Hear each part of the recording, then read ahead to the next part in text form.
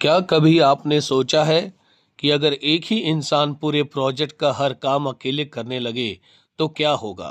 क्या मेहनत सफलता दिलाएगी या पूरा सिस्टम धीरे धीरे बिखर जाएगा?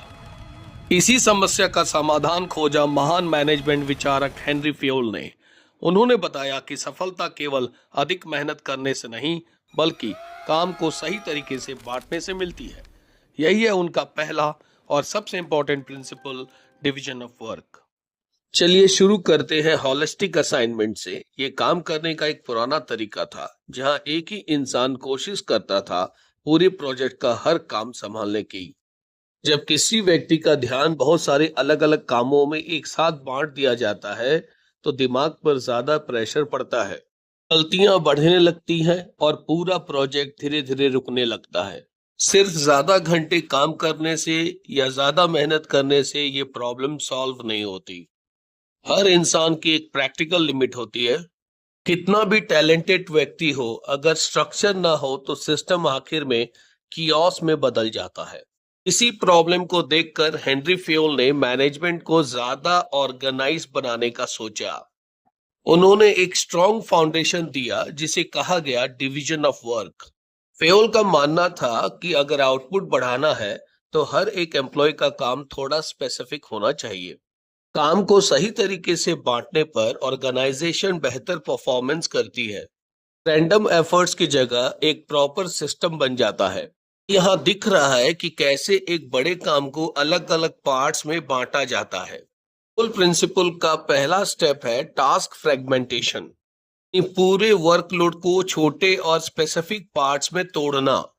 जब काम डिवाइड हो जाता है तो अलग स्टेप आता है स्ट्रेटेजिक एलोकेशन, यानी हर काम उस व्यक्ति को दिया जाए जो उसके लिए सबसे सुटेबल हो, स्किल्स और एक्सपीरियंस के हिसाब से, ना कि ऐसे ही।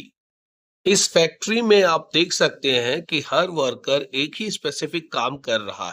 इसी वजह से प्रोडक्शन ज्यादा फास्ट और स्मूथ होता है। स्पेशलाइज्ड काम अननेसेसरी डिलेस को कम कर देता है। बार बार एक ही काम करने से स्पीड और एक्यूरेसी दोनों बढ़ती है।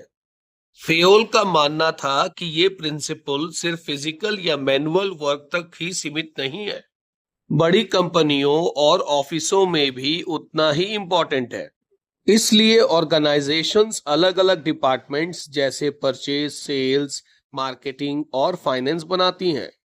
सर्विस सेक्टर में भी ये प्रिंसिपल क्लियरिटी दिखाता है। जैसे एक बैंक में नए अकाउंट खोलने का काम कैश काउंटर से अलग रखा जाता है। इससे एम्प्लॉय को एक ही टाइप का काम हैंडल करना पड़ता है और कंफ्यूजन कम हो जाता है। मान लीजिए एक एम्प्लॉय सिर्फ फिक्स डिपॉजिट रिकॉर्ड संभालता है तो धीरे धीरे उसकी स्पीड और एक्यूरेसी दोनों इंप्रूव होती है। उस काम में एक्सपर्ट बन जाता है जो एक जनरल एम्प्लॉय के लिए हासिल करना मुश्किल होता है। उसी तरह स्पेशलाइजेशन एक वर्कर को एक्सपर्ट बना देती है। लेकिन अगर मैनेजमेंट डिवीजन ऑफ वर्क को इग्नोर करे तो प्रॉब्लम्स शुरू हो जाती हैं। स्पेशलाइजेशन खत्म हो जाती है। एम्प्लॉयज हर काम थोड़ा थोड़ा करते हैं लेकिन किसी एक काम में एक्सपर्ट नहीं बनते। ये फ्लो चार्ट एक और रिस्क दिखाता है। जब फ्योल के प्रिंसिपल को फॉलो नहीं किया जाता, कई लोग एक ही काम या एक ही डेटा पर काम करने लगते हैं। इससे डुप्लीकेशन होता है और सिस्टम में बॉटलनेक बन जाता है। रिसोर्सेज और टाइम दोनों वेस्ट होते हैं। जबकि कुछ इंपॉर्टेंट काम पूरी तरह इग्नोर हो जाते हैं।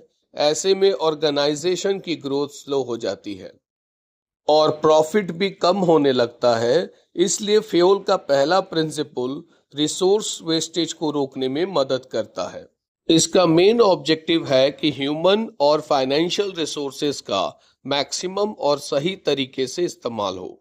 इससे ऑर्गेनाइजेशन की परफॉर्मेंस और ओवरऑल इफिशिएंसी दोनों बढ़ जाती है। जब छोटे छोटे टास्क को बार बार और सही तरीके से किया जाता है तो काम की क्वालिटी भी इंप्रूव होती है और रिजल्ट्स भी बेहतर मिलते हैं।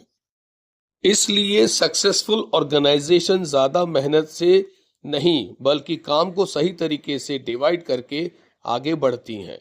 सफलता का राज है काम को सही तरीके से बांटना।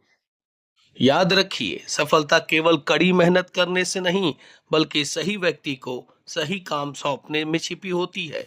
यही डिवीजन ऑफ वर्क का वास्तविक अर्थ है। अगर आपको यह वीडियो उपयोगी लगा हो तो इसे अपने दोस्तों के साथ जरूर शेयर करें। ऐसे ही शानदार और आसान मैनेजमेंट लेक्चर्स के लिए चैनल को सब्सक्राइब करें, वीडियो को लाइक करें और बेल आइकन दबाना बिल्कुल ना भूलें। मिलते हैं अगले लेसन में। धन्यवाद।